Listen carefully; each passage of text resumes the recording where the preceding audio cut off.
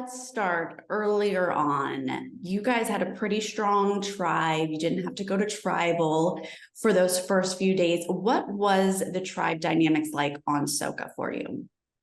So for me, I was really close with Claire in the beginning. We were very kumbaya at first. We didn't really have to talk much strategy. But the first couple players I went to were Matt and Danny to kind of start a relationship.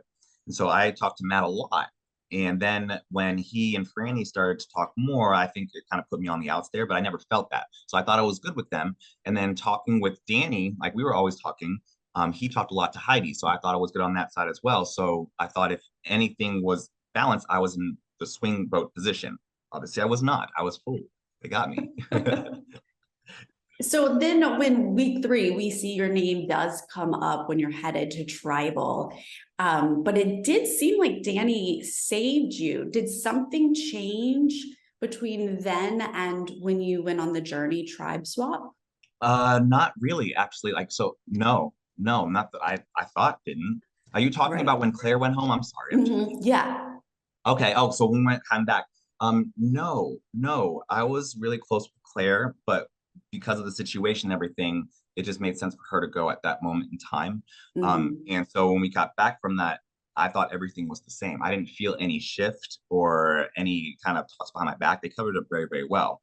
And the reason I swapped is it was very fair. We played a fair game of 21, where you put your hand behind your Mhm. back and you put a one or a two out and then walk around. So that's why I was chosen. It was very fair.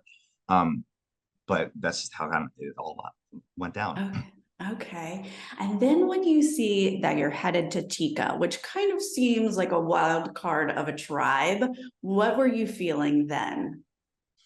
So the air was just taken away from my sail once I said I was going to Tika. I knew I was a threat and I knew that they were going to try to get me out immediately. When I got to the camp, everyone was very friendly, asking me general questions, but it was Sarah who was being specific about her questions. Knowing now, Mhm. looking at it, she was on the bottom of the last vote. So she was just trying to put the heat on me as much as possible. So I always felt like I was, you know, 10 steps behind everybody because I thought everyone was working together. So I always felt on the outs. So immediately I wanted to work with Jam just because we're both people of color. We both have husbands, same age, gay, and it just didn't work out that way. So when that happened, I started playing more on my emotions than my head. So Talk to me about your job lie. Now, on paper, it sounds good to lie about your job, but it seemed like it got a little fluid. How was that working for you? So I am not a good liar, as you can see. My job is not to lie, do no harm, think objectively, not subjectively. So in loving this game where it's all about deceit, lying, and betrayal, I was excited to play because I'm like, all right, I can't wait to do this. Yay. But I just did not deliver. So my whole point was trying to make myself look as small as possible and not kind of put myself out there or be too aggressive. Because as a black gay man, I'm always considered aggressive. And as my job is a surgeon, I'm always used to being the leader and kind of dictating and everything, how everything goes. I didn't want to be that because then I would be considered a threat or aggressive.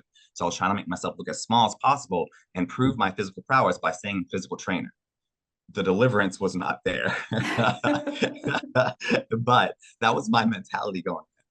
Sarah and Jam Jam tried to make you feel comfortable, tried to make it seem like Carolyn was the vote. What made you switch over to Carolyn, though, and show her your idol?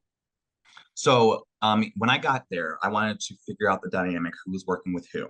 And it seemed like Jam and Sarah were always talking together and Carolyn was on the outs. So my plan was kind of to try to infiltrate that and use that to my advantage. So Jam and Sarah would wake up early and go talk and Carolyn would be sleeping. So I kind of tried to use that as my advantage by waking her up and telling her like, hey, I think they're talking about you. Like maybe we should team up.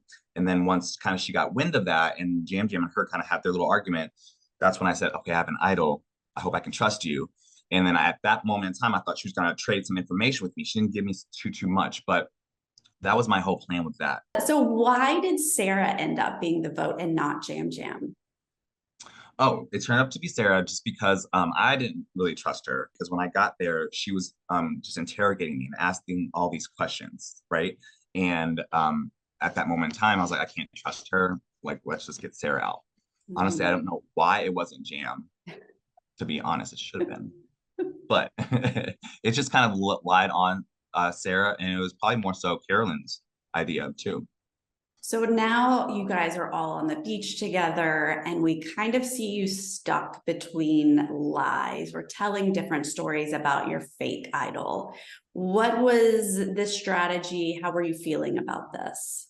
So when we got to the beach, I knew that Kaylin was going to be talking about the idol. So I knew it was going to be out there, that it was fake or real. I thought they knew it was fake because that was a mess.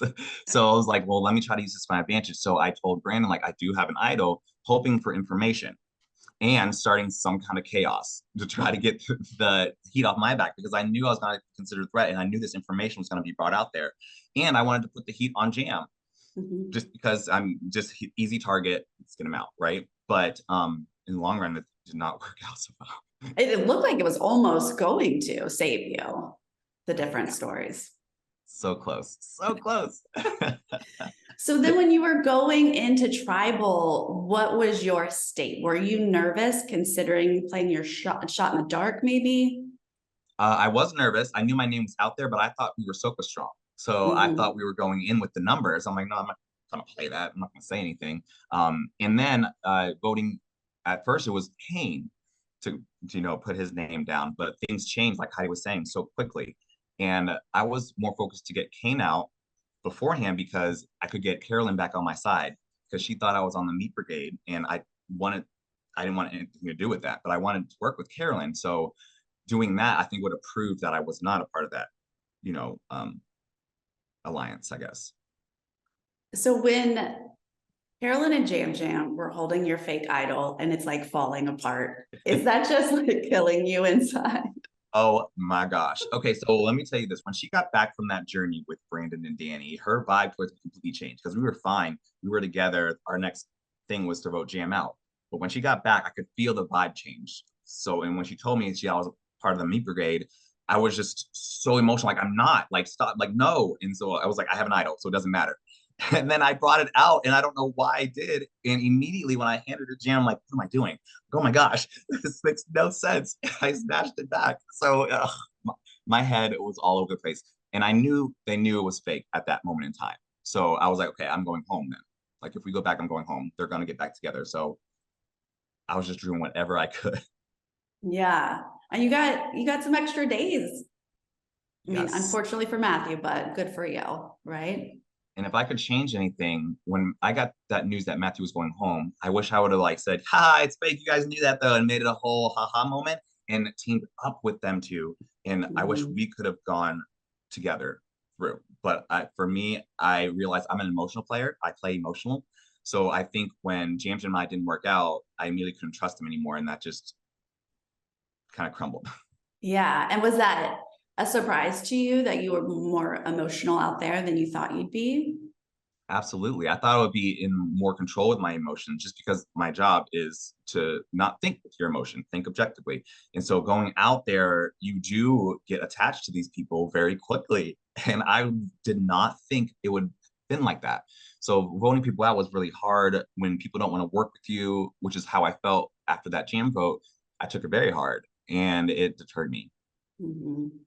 If you could sum up this entire experience in one word, what would it be? Fabulous. Ooh.